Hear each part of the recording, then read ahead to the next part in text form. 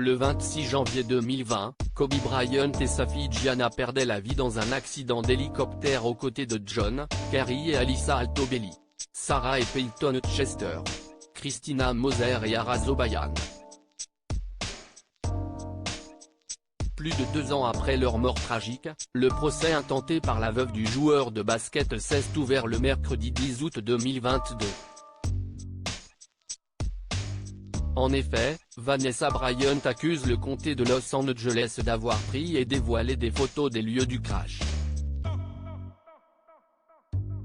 L'affaire a commencé en septembre 2020, quand la veuve de Kobe Bryant a poursuivi le comté de Los Angeles pour détresse émotionnelle et angoisse mentale.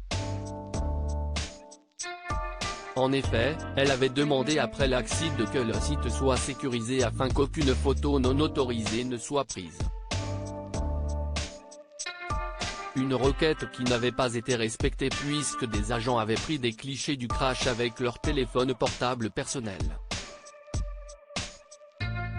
Lors de l'ouverture du procès, Louis Lee, l'avocat de Vanessa Bryant a déclaré « Les premiers intervenants ont marché autour de la carcasse de l'hélicoptère et ont pris des photos de corps brisés. Ils ont pris des gros plans de membres, de chair brûlée. Cela choque la conscience. » Vanessa Bryant effondrée après la diffusion des photos des corps. En plus d'accuser le comté de Los Angeles d'avoir pris des photos, Vanessa Bryant a dénoncé leur diffusion.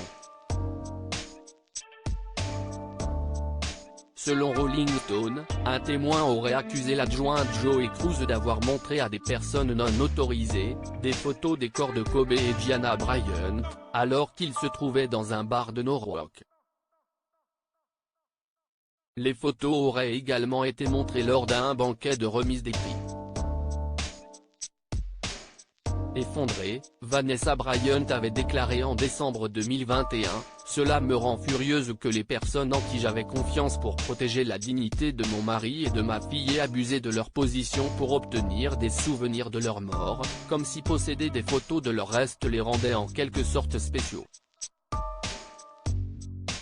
Elle avait ensuite poursuivi en expliquant à propos de la diffusion des photos, étant donné le nombre de personnes qui avaient les photos, « Je suis convaincue que ce ne sont pas les seules fois où les photos ont été montrées. »